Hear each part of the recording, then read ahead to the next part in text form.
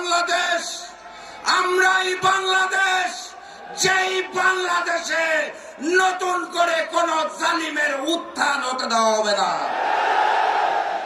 সংগ্রামী সাথী এবং বন্ধুগণ, আমাদের নেতা ডাক্তার শফিকুর রহমান স্পষ্ট ভাষায় জানিয়ে দিয়েছেন, যদি এই 10 দল ঐক্যবদ্ধভাবে রাষ্ট্রীয় ক্ষমতায় যায়, তাহলে বাংলাদেশে যারা রয়েছেন, যাদের বয়স 6 বছরের নিচে, যাদের বয়স 60 বছরের উপরে, তাদের চিকিৎসার জন্য কোনো খরচ লাগবে না। আমি একটু দুশ্চিন্তায় পড়েছিলাম এটা শুনে, কারণ আমার জেলা পঞ্চগড়ে তো চিকিৎসার ভালো ব্যবস্থাই নাই।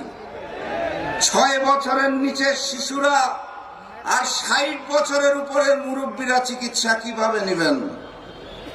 আমার নেতা ডাক্তার শফিকুর রহমান তার পরপরই ঘোষণা করেছেন, কোনো বৈষম্য চলবে না। বাংলাদেশের 64 জেলায় 64টা বিশেষায়িত হাসপাতাল করা হবে। অতএব এই 10 দল যদি ক্ষমতায় যায়, তাহলে আমি বিশ্বাস করি আমাদের নেতা যেই কথা দিয়েছেন তিনি কথা রাখবেন। পঞ্চগড়ে একটি উন্নত বিশেষায়িত হাসপাতাল গঠন করা হবে ইনশাআল্লাহ।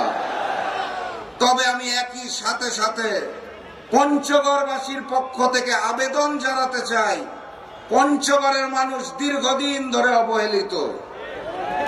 বিশেষায়িত হাসপাতালটা দিবেন ধন্যবাদ, সাথে সেটাকে মেডিকেল কলেজে রূপান্তর করতে হবে ইনশাআল্লাহ।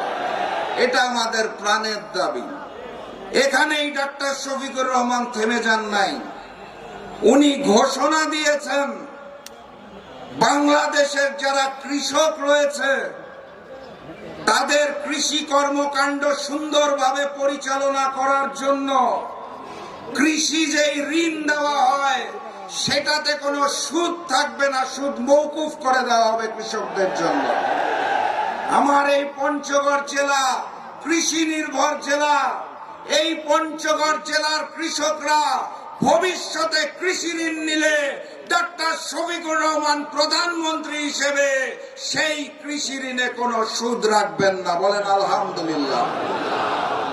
এইখানেই উনি থেমে যান নাই, উনি এরপরে ঘোষণা দিয়েছে ফ্যাসিস্ট আমলে যেই সকল কলকারখানা বন্ধ করে দেওয়া হয়েছে, উনি দায়িত্ব পেলে সেই সকল বন্ধ কলকারখানাকে খুলে দেওয়া হবে। আমার সাথে সাথে মাথায় এসেছে আমার পঞ্চগড় জেলার চিনি কলটা, যেটা আমার দাদা বানিয়েছিল, ফ্যাসিস্ট আমলে যেটা বন্ধ করে দেওয়া হয়েছিল। ডাক্তার শফিকুর রহমান প্রধানমন্ত্রী হলে, 10 দল ক্ষমতায় গেলে আমাদের প্রাণের চিনি কল আবার নতুন করে জেগে উঠবে। আমরা সেই দিনের অপেক্ষায় আছি।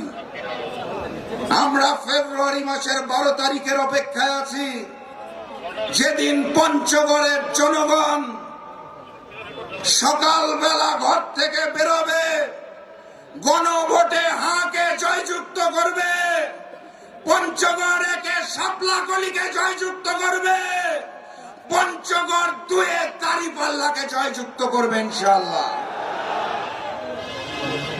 আপনাদের যেটা বলতে চাই, আমাদের আজকের যিনি প্রধান অতিথি ডাক্তার শফিকুর রহমান, ওনার চুল এবং দাড়িগুলো সাদা রঙের, দেখলে মনে হয় বৃদ্ধ মানুষ।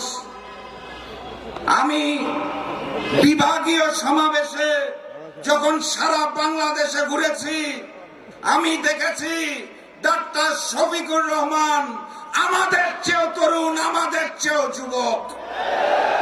এরকম একটা নেতৃত্ব আমরা চেয়েছিলাম, যারা আগামীর বাংলাদেশ গড়ার জন্য জেগে উঠবে, বাংলাদেশের মানুষকে একত্রিত করবে, ঐক্যবদ্ধ করবে, ইসলামের বাংলাদেশ গড়ে তুলবে, কুরআনের বাংলাদেশ গড়ে তুলবে, ন্যায় এবং মানবিকতার বাংলাদেশ গড়ে তুলবে। মহান রব্বুল আলামিন আমাদের দোয়া কবুল করেছেন। 54 বছর ধরে নিপীড়িত বাংলাদেশকে পথ দেখানোর জন্য উনি আমাদের জন্য পাঠিয়েছেন ডক্টর শফিকুর রহমানকে। আমরা কি ডক্টর শফিকুর রহমানের সাথে আছি? আমরা কি 12 তারিখ আমাদের রায় জানাবো? কথাবার্তা পরিষ্কার।